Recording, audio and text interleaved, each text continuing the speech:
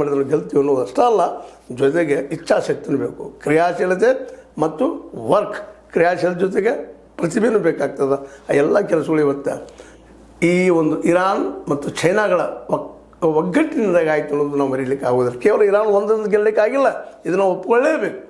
ಅದಕ್ಕಿಂತ ಹೆಚ್ಚಿಗೆ ಚೈನಾ ಅದ್ರ ಹಿಂದಿದೆ ಅನ್ನೋದು ಸಹಿತ ನಾವು ಮನ್ನಣೆ ಮಾಡಿಕೊಂಡು ಇವತ್ತು ಪಾಕಿಸ್ತಾನ ಪ್ರಧಾನಿ ಈ ಒಂದು ಮಾತುಕತೆಗೆ ಮಧ್ಯಸ್ಥಿಕೆ ವಹಿಸಿ ಪಾಕಿಸ್ತಾನದಲ್ಲೇ ಮುಂದಿನ 15 ದಿನಗಳಲ್ಲಿ ಇವೇನು 10 ಕಂಡೀಷನ್ ಅದ ಒಪ್ಪುವಂಥದ್ದು ಕುಂತು ಮಾತಾಡೋದಕ್ಕೆ ಎಲ್ಲ ಒಪ್ಕೊಂಡಿದ್ದಾರೆ. ಈ ಮುಂದಿನ 15 ದಿವಸ ಯಾವುದೇ ಕ್ಷಿಪಣಿ ದಾಳಿ ಇಲ್ಲ, ಬಾಂಬ್ ದಾಳಿ ಇಲ್ಲ, ಮತ್ತೊಂದಿಲ್ಲ, ಒಪ್ಕೊಂಡಿದ್ದಾರೆ ಅವರು.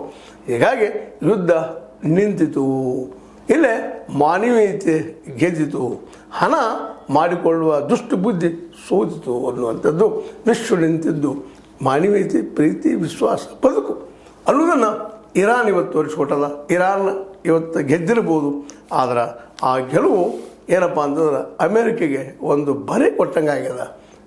ನಾವು ಕೇವಲ ನಮ್ಮ ಒಂದು ಹಣದಿಂದ, ಶ್ರೀಮಂತಿಗಿಂತ, ಜೊತೆಗೆ ಟೆಕ್ನಾಲಜಿಯಿಂದ, ವೈಜ್ಞಾನಿಕದಿಂದ ವಿಶ್ವವನ್ನು ಗೆಲ್ಲಬಲ್ಲೆವು ಅನ್ನೋದಕ್ಕೆ ಏನಪ್ಪ ಅಂತ ಸೋಲು ಉಂಟಾಗ್ಯದ.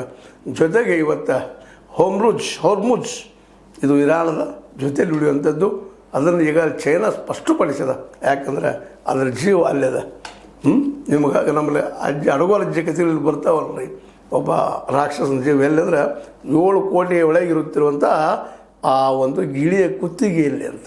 ಹಂಗೆ ಚೈನಾದ ಜೀವ ಈ ಹಾರ್ಮುಜ್ ಸಂಧಿಯಲ್ಲಿ ಅದ ಅನ್ನೋದನ್ನು ಈ ಸಂದರ್ಭದಲ್ಲಿ ಸ್ಪಷ್ಟಪಡಿಸ್ತಾ ಅದರ ಜೀವವಾಗಿ, ಅದರ ಜೀವದ ಜೊತೆಗೆ ಉಸಿರಾಗಿ ಚೈನಾ ಹೋರಾಡಿದ್ರಿಂದಾಗಿ ಇವತ್ತು ಇರಾನ್ ಗೆದ್ದದ. ಮತ್ತು ಪಾಕಿಸ್ತಾನ